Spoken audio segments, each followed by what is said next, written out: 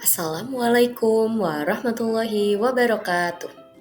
Bagaimana kabar anak-anak hebat? Sehat semua kan? Alhamdulillah kalau kalian dalam keadaan sehat semua. Pada pertemuan kali ini, Ibu akan mengajak kalian untuk belajar materi tentang zakat. Tujuan pembelajaran kita pada kali ini untuk menjelaskan makna zakat, memahami dalil dan hukum mengenai zakat, menjelaskan ketentuan zakat, membedakan zakat fitrah dan zakat mal, dan mempraktikkan tata cara zakat. Nah, sebelum kita memulai belajar hari ini, Ibu ingin bertanya terlebih dahulu. Pernahkah kamu membayar zakat? Bagaimana perasaanmu setelah membayar zakat? Dan kepada siapa zakatmu diberikan? Apakah kalian sudah tahu? Baik, mari kita mulai pembelajaran hari ini. Perlu kalian ketahui, zakat adalah salah satu rukun Islam yang wajib ditunaikan oleh setiap muslim yang telah memenuhi syarat. Zakat berarti menyisihkan sebagian harta tertentu untuk diberikan kepada fakir miskin dan orang-orang yang berhak menerimanya. Lalu bagaimana hukumnya berzakat? Hukum zakat adalah wajib bagi setiap muslim yang telah memenuhi syarat. Menunaikan zakat merupakan salah satu bentuk ibadah dan kepedulian sosial terhadap sesama. Perintah tentang melaksanakan zakat telah dijelaskan di dalam Al-Quran surat Al-Baqarah ayat 43 yang berbunyi A'udzu billahi minasyaitonir rajim. Bismillahirrahmanirrahim. Wa aqimus sholata wa atuz zakata warka'u ma'ar raki'in. Artinya, laksanakanlah sholat. Nah, kalau tadi sudah kita di dalam Islam, zakat dibagi menjadi dua jenis. Yang pertama, zakat fitrah, yaitu zakat yang dikeluarkan pada bulan Ramadan sebagai bentuk pensucian diri. Yang kedua, yaitu zakat mal, zakat yang dikeluarkan dari harta benda seperti emas, perak, perniagaan, dan hasil pertanian. Setelah mengetahui jenis-jenis zakat, sekarang kita akan belajar tentang menghitung besaran zakat yang perlu kita keluarkan. Untuk zakat fitrah, besarannya sebesar 1 sok atau 3,5 liter beras atau 2,5 kilogram. Nah, untuk zakat fitrah yang dikeluarkan adalah makanan pokok, bisa beras atau makanan pokok lainnya sesuai dengan di daerah tersebut. Jadi kalau misalnya mau sagu atau umbi-umbian atau gandum atau jagung itu juga boleh. Jadi harus menyesuaikan dengan kondisi di daerah tersebut. Yang kedua yaitu zakat mal. Besaran untuk zakat mal sebesar 2,5% dari nilai harta yang sudah mencapai nisab dan telah melewati 1 tahun. Nah, nisab itu apa ya? Nisab adalah batas minimal harta yang wajib dizakati. Setiap jenis harta memiliki nisab yang berbeda-beda, jadi tidak semua benda itu sama ya. Nah, untuk emas sebesar 85 gram, untuk perak 595 gram, untuk perniagaan setara dengan nilai nisab emas. Kemudian ada hasil pertanian yang beratnya harus mencapai 527 kg untuk ukuran beras. Nah, jika kita memiliki harta benda yang jumlahnya belum mencapai nisab yang sudah ditentukan, maka belum wajib untuk zakat mal. Karena untuk ukurannya belum sesuai. Meskipun harta yang kita miliki sudah ada dalam waktu 1 tahun.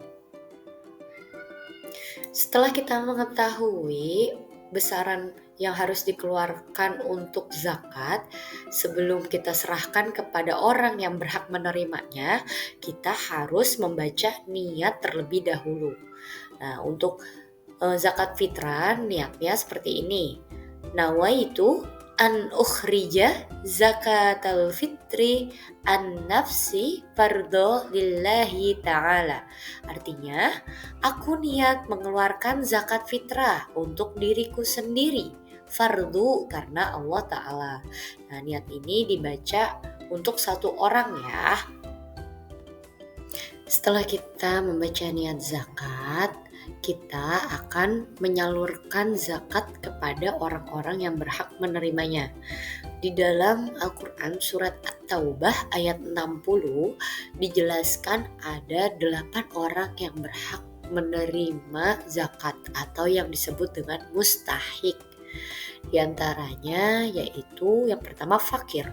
Fakir itu orang yang tidak memiliki harta dan pekerjaan. Yang kedua miskin, yaitu orang yang memiliki harta tetapi tidak cukup untuk memenuhi kebutuhannya. Yang ketiga, amil zakat, yaitu orang yang bertugas mengelola zakat dan mendistribusikan zakat. Yang keempat, mu'alaf, yaitu orang yang baru masuk agama Islam. Yang kelima, rikob, yaitu budak yang ingin memerdekakan diri. Yang keenam, gorim, yaitu orang yang terlilit hutang dan tidak sanggup untuk membayar zakat. Yang ketujuh, fisabilillah, yaitu orang yang sedang berjuang di jalan Allah. Berjuang dalam hal yang baik ya. Yang kedelapan, ibnu sabil, yaitu orang yang sedang dalam perjalanan dan kehabisan bekal. Nah, mungkin di antara kalian nih ada yang bertanya nih, Bu, kenapa sih kita harus mengeluarkan zakat? Memang hikmahnya apa? Manfaatnya apa? Sekarang kita belajar sama-sama ya. Dengan kita mengeluarkan zakat, sama saja telah membersihkan harta dan mensucikan diri. Yang kedua, kita telah membantu fakir miskin dan orang-orang yang membutuhkan.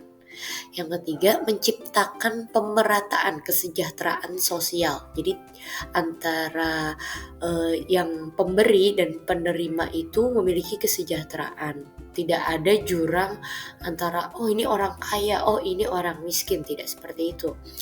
Yang keempat, memperkuat rasa solidaritas antar sesama dan memiliki sikap kepedulian sosial. Nah, kesimpulan pembelajaran hari ini apa sih, Bu? Nah, apa sih yang udah kita pelajari hari ini? Ya, yang pertama, zakat itu adalah rukun Islam yang wajib bagi setiap muslim yang memenuhi syarat. Zakat berarti menyisihkan sebagian harta untuk diberikan kepada orang yang membutuhkan. Yang kedua, syarat wajib zakat. Yang pertama harus agama Islam, yang kedua balik, ketiga berakal sehat, keempat merdeka, yang kelima memiliki harta yang penuh atau milik sendiri, kemudian yang keenam mencapai nisab, yang ketujuh telah berlalu 1 tahun. Kemudian zakat itu ada 2 jenis ya, ada zakat fitrah dan zakat mal. Zakat fitrah dikeluarkan saat bulan Ramadan atau setahun sekali, sedangkan zakat mal dikeluarkan jika harta yang kita miliki sudah mencapai nisab atau ukuran yang sudah ditentukan. Kemudian kesimpulannya apa lagi? Penyaluran zakat ini diberikan kepada 8 golongan orang yang berhak menerima zakat atau yang kita sebut mustahik, sudah dijelaskan ya di dalam Al-Quran surat At-Taubah ayat 60. Yaitu ada fakir, miskin, amil, mu'alaf, riqob, gorib, fisabilillah, dan ibnu sabil. Lalu manfaatnya nih, apa sih manfaatnya? Nah, dengan berzakat sama saja telah membersihkan harta dan membantu sesama. Nah, sekarang kita sudah sampai nih ke tahap mari berlatih. Setelah kita mempelajari materi-materi tadi, mulai dari pengertian sampai dengan manfaat, sekarang coba kalian jawab pertanyaan berikut ini. Pertanyaan yang pertama, apa yang membedakan zakat fitrah dengan zakat mal? Pertanyaan yang kedua, sebutkan 8 golongan orang yang berhak menerima zakat. Yang ketiga, sebutkan 3 saja hikmah membayar zakat. Nah, silahkan kalian jawab pertanyaan ini sesuai dengan pemahaman kalian. Alhamdulillah, materi tentang zakat sudah kita pelajari bersama. Semoga kalian dapat memahami apa itu zakat, lalu bagaimana sih praktiknya, pelaksanaannya. Nah, jika kalian masih belum paham, kalian bisa memutar kembali video ini. Semoga bermanfaat ya. Wassalamualaikum warahmatullahi wabarakatuh.